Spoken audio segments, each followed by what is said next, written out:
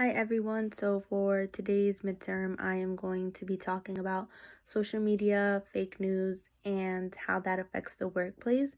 And to tie that all together, I am going to be talking about coronavirus, something that we are currently undergoing and experiencing. And so I'm going to be talking about two articles that I found via Google. One is posted by BizShifts and the other one is posted by the New York Post. And so the first article by BizShifts talks about the coronavirus and how it is something that is happening currently and that is important. We should be taking precautions against, but it's not as bad as other diseases that we have seen, such as influenza. The death rates of coronavirus are currently lower than the death rates of influenza, and so we shouldn't be panicking as much as we are.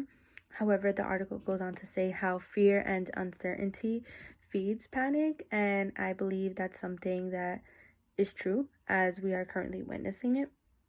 So the article also talks about how when we are in fear, when we are panicking, and we have these own beliefs that kind of push us to share those beliefs. And so when it comes to social media, posting false news or fake news, or some may be real, we tend to share that, or we tend to kind of look for that. When we are undergoing panic, we tend to look for articles that kind of go with our beliefs to make us feel right and to make us, in a sense, feel safe, or like to feel, yeah, I guess safe, because we kind of like, okay, yeah, this is what's happening. Like, we know what's happening. Like, at least we know. So now we look for those articles, and this is confirmation bias that we are undergoing. And so because we feel that, let's say we don't believe the government and we feel that the coronavirus was implanted by the government, we will look for articles that will kind of go with that and make us feel right. And so then by seeing that on social media, by finding that on social media, then we're like, look, this is what we found, this is what's being posted, and then we share that. And so, and by sharing the fake news and by sharing misinterpreted information, we are kind of building on to this mass hysteria and causing a mass panic within the US. And so that's why currently supermarkets are wiped out, why currently people are fighting for water, and why currently surgeons at the moment don't even have masks to protect themselves when caring for someone with the actual virus. And so this article goes on to say how social media is something that is beautiful, that helps people connect in terms of this kind of experience, or in terms of what we are currently going through. Social media can be detrimental because it is affecting us in a negative way in terms of causing us to panic. And so how does this relate to the workplace? So as you may currently know, we are currently out of school. Classes were canceled. When we go back to school after spring break, there will be no face-to-face instructions. It will be online classes, online exams.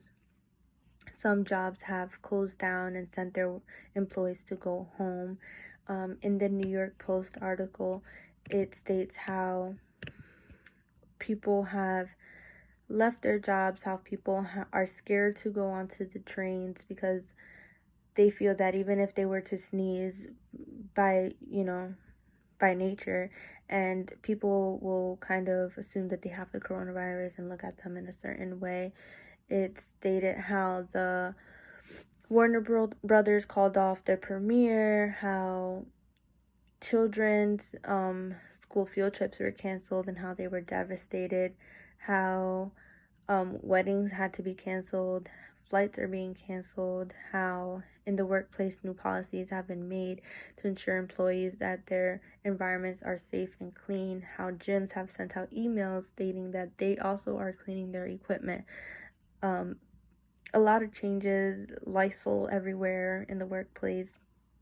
And again, so these articles just go to show how social media creates can create, if shared in the wrong way or if the wrong information is posted. Social media can be a platform that kind of grows and helps panic grow, and that can be detrimental in the workplace in terms of closing down businesses, money being lost, etc. And so what I want you guys to take out of this is that yes, the coronavirus is something that we need to take precautions from, but we also need to not panic as much, because that is just going to make things worse. And so yeah, I hope you liked my articles, and I hope you liked my topic. Thank you.